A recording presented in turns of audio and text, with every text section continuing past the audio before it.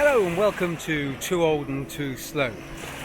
In this video I take you from here in the Caribbean to Snetterton for the first race meeting of 2024.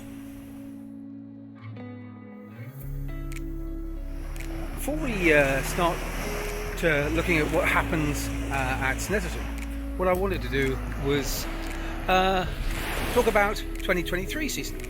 I didn't post any videos. There's various reasons why I didn't do that. It all started at almost exactly a year ago at Snetterton, where I had tons of problems with the car and cameras. I was finding the car quite hard to drive, to be honest. But as the season went on, my performances were some good, some bad. But I never really had enough time to get together a coherent set of videos for YouTube. So I decided to have a hiatus for 2023, and now I'm back with a vengeance for 2024. So follow me this season as you see me race around the UK, and maybe get some film from some of the destinations I end up when I'm at work.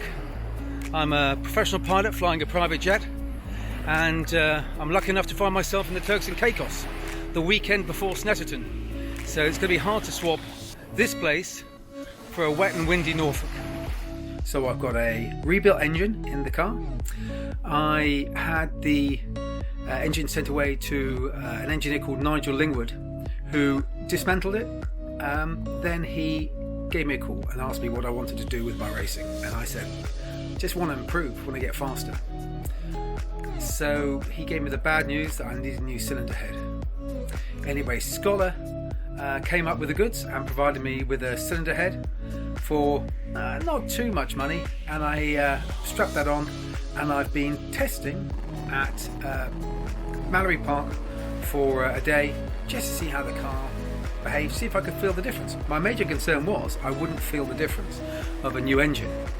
However, first lap, second corner, yeah, it was obvious I had more power available. The engine's been on a dyno, and it is producing good power. So now a really solid, good engine, rebuilt, and I am so excited about this season, because I reckon with this engine and the way the car's driving at the moment, I'm going to really progress, and I'll be battling with people I haven't battled with before, and I can't wait for that. So apologies for nothing in 2023, but 2024 is going to be a great one. So now back to Snetterton. So here we are at a wet and miserable Snetterton. The weather is really bad, so I'm testing this afternoon. Didn't test this morning, so I'm testing this afternoon. But it's not really representative because it's going to be a dry weekend and it's wet.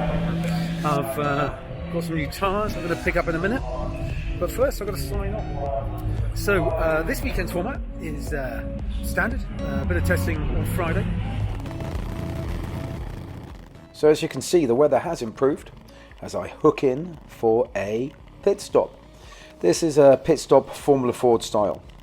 So I bought some new tyres and I've fitted them on the car, and just wanted to do 3 laps just to scrub them in and didn't want to burn them up testing. So I've done 3 laps and I've come in for this extremely high speed pit stop. The team who I run with, which is Shaw's Motorsport, an amazing group of people, they were busy in a garage knee deep in somebody else's car. And so I started the pit stop on my own, and then you can see the guys come out. You got Mark and Pete and Tim, who are all offering sound advice as we swap the tyres over and try and get the car out as quickly as possible. So, with an old set of tyres on, I need to get out and do a few more laps.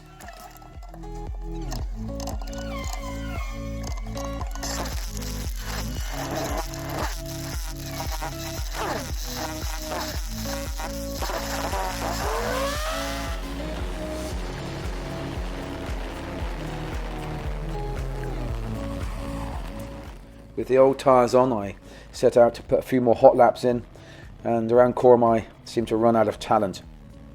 Anyway, it's a good place to really test the limits, and that's what testing is for, to find out where the grip is and where it isn't.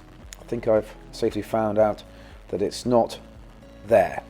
So, without much further ado, we're going to get straight into qualifying for the first race meeting of the year. So it's always important when leaving the assembly area just to check your steering wheel is attached, and mine wasn't. There's a safety mechanism that allows me to take the steering wheel off and make it easy to get in and out of the car, and that wasn't fully engaged. So shoved it on, and we head out for qualifying. My aim is to do 3 laps. Don't care if they're good or bad, I just want to do 3 laps, and that means I qualify for the race later in the day. And then after that, I consolidate and try and go faster and faster and faster. The traffic was a little bit of a factor, but that was no real excuse. I didn't manage to set a time faster in qualifying than I did in testing. So I didn't find myself where I wanted to be at the start of the race.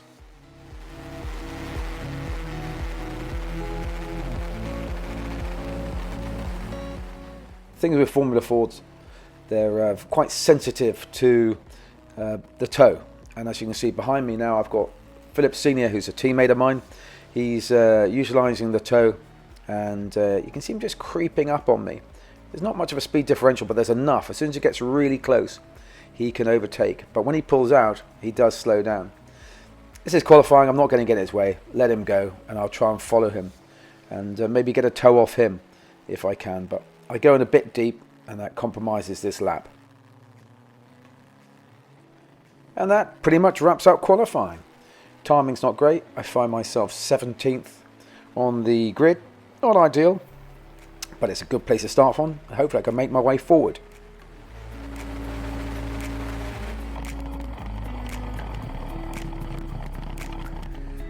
So here we are back in the garage after qualifying. I'm showing the garage with Alan and with Ben, and I'm just over here. So I've just gone through the normal procedures post-race, which is strip the car down, look for oil leaks, check the brake, clutch fluid, check the refuel, oil, water, and all this good stuff. So how did I get on really with qualifying? A bit disappointing, to be honest. I was about a second slower than I wanted to be. Ben managed to put in a good lap, and he's I'm directly in front of me, so I'm going to get past him early doors on the first lap. That's what I want to do. Car's going great. Driver isn't going so great, but I just need to work a bit harder, try a bit harder, get on. I'm 17th and I think 24, so there's places to be made up. And I don't know why I wasn't as quick as I was yesterday. Maybe traffic, I don't know. No real excuse. A bit colder, tyres weren't quite as good. So anyway, we'll see in the race and see how I get on. But the car's in good shape, no leaks, everything's going really well. Car's running beautifully, so I can't complain about that. Just need to drive a bit faster. Anyway, let's move on and see how I get on. And here we go, and looking for a nice clean start, and off we go. It's always a bit of a concertina around the first corner. Had quite a good start, making up time against Cal on the left, but I'm slightly compromised for the corner because I want to be further out to the left, and there's traffic out there, so I have to dive on the inside. I could have gone faster around there, really. It's you can see the car's not sliding at all, but I think caution on the first lap. Don't do anything stupid on the first couple of laps, and then on the last laps, that's the time to do something stupid. Anyway, got away clean. There's no cars in the gravel, and I'm gonna try and slide past Cal. I've got good power. That engine's working great, isn't it? and try and hold him off.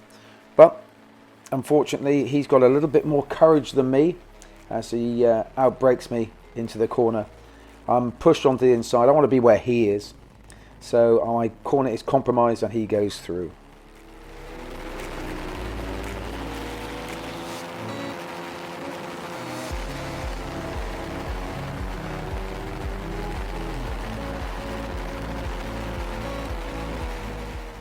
I'm trying to use a bit of speed round Coram. I think I'm relatively quick and catching the traffic up in front as they bunch up to go around the last corner of the lap. And I'm trying to get myself tight enough to Cal to maybe draft past him down the straight. But as I look up, there's yellow flags and there's a safety car. And we can see the reason why. And he's off on the grass. Anyway, safety car comes in relatively quickly. And I find myself with Ben in front of me. My old nemesis, Ben Hadfield. Got to work hard to get past him because he's quite a tidy old driver. And the aim for this is to get really tight to him around this tight right-hander and sit as close as I can to him and try and draft past him, get the toe down the long straight, it's a kilometre straight, and I think with my refreshed engine I can just pull out and power past him. And that is why I spent the money on getting the engine rebuilt and with the new cylinder head. So thanks to Scholar for providing me a great cylinder head that really has improved my performance this year.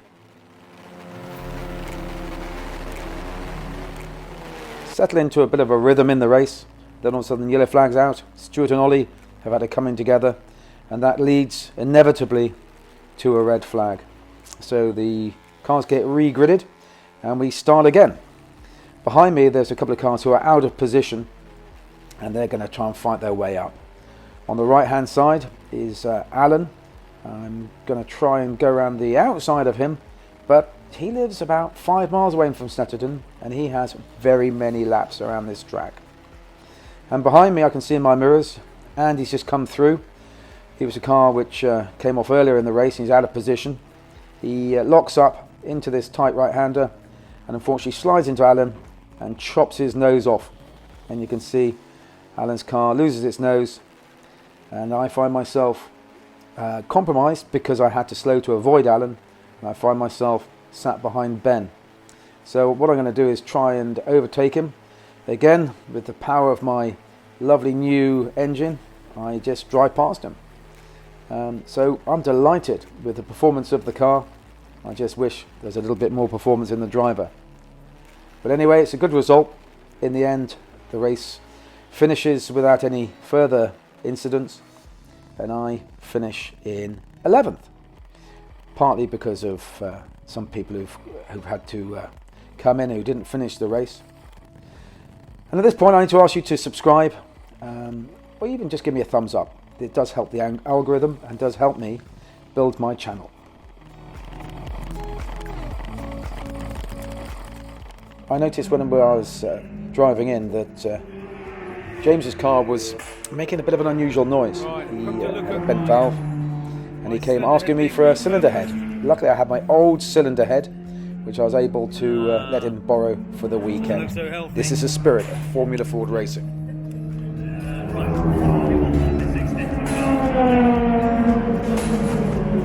So that was race one. Good race all in all. Pretty pleased how it went. I started 17th and finished 12th. Mainly due to the good luck I had from other people failing to finish. But there was a few moves there and I was driving the car pretty well. So I can't really complain about how everything went. Everything went pretty well, to be honest. The car ran really well. As you saw, the overtake on Ben. The engine upgrade has made a significant improvement, and so that's really good. So I'm delighted with how that's going. The engine is running well. No real significant leaks. It all looks good. So anyway, that was race one. And now I'm suited up, ready to go for race two. They're going to call us in a couple of minutes. So let's sit down and see how I get on in race two.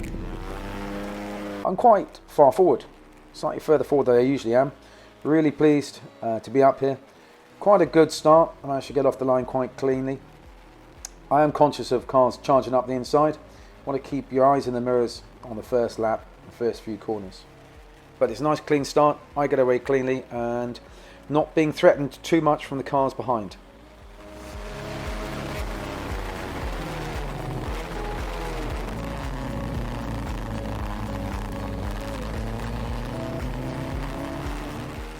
Try and stick as close to James as I possibly can. After all, he is driving an engine with my cylinder head sitting on top of it, so I want to keep close to him.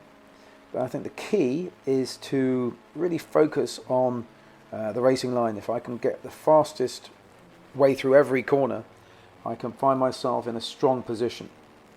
Good entry into this combination of corners. James on the inside, he pushes me slightly out and onto the grass. And I unfortunately lose that position to him.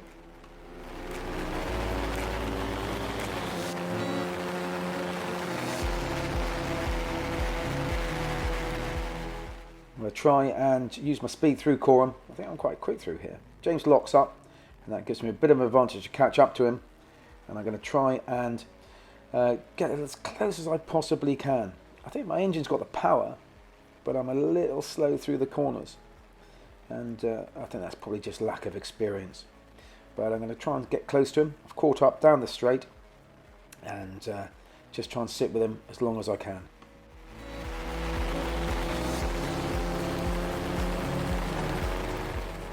As we hit the braking zone, I brake a little earlier and James brakes harder and later, as you can see. The black and white Crossley comes through on the inside. That's a car which is out of position from the first race. And he powers past, and you can see what happened to me through that corner. I was compromised by the Crossley coming through on the inside, and that allowed James to pull away. So I'm going to work hard and try and not overdrive the car, but drive as hard as I can to try and catch up to him. And luckily, by the time I get to this corner, there's a bit of a traffic jam, and I'm getting relatively close to him. Not quite in a position where I can overtake, but definitely getting closer.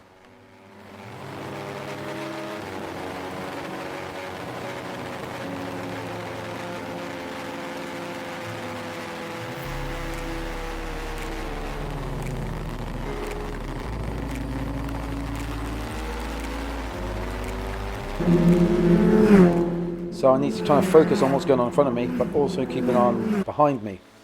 I can see Alan, who lost his nose on the first race. He's sitting there ready to pounce. A man with many laps around Snetterton.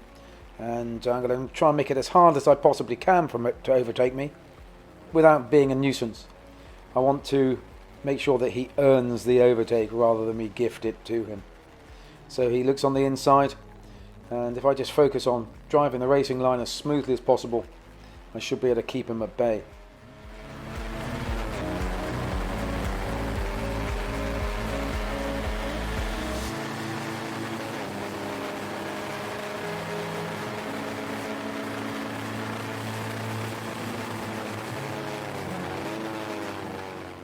As we come under the bridge, Alan has a way faster line through this first combination of corners, and he carries more speed as we enter bomb hole, and he's able to put his nose on the inside. I close the door slightly.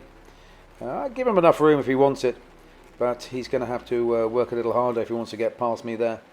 But he's an experienced driver around this track, and I'm sure that he's coming up with a plan.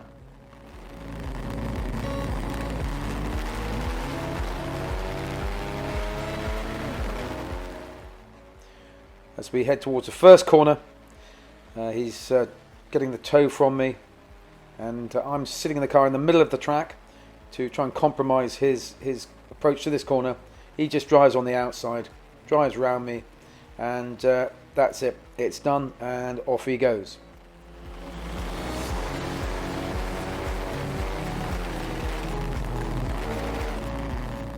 Super determined to keep up with Alan.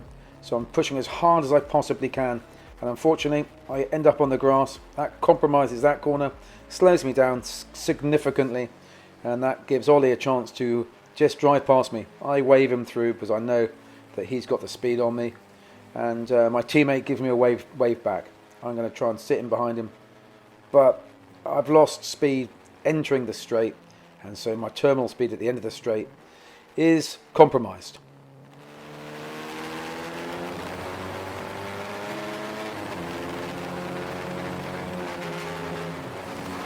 And as we head towards the end of the race, there's another red flag, which wasn't 100% necessary.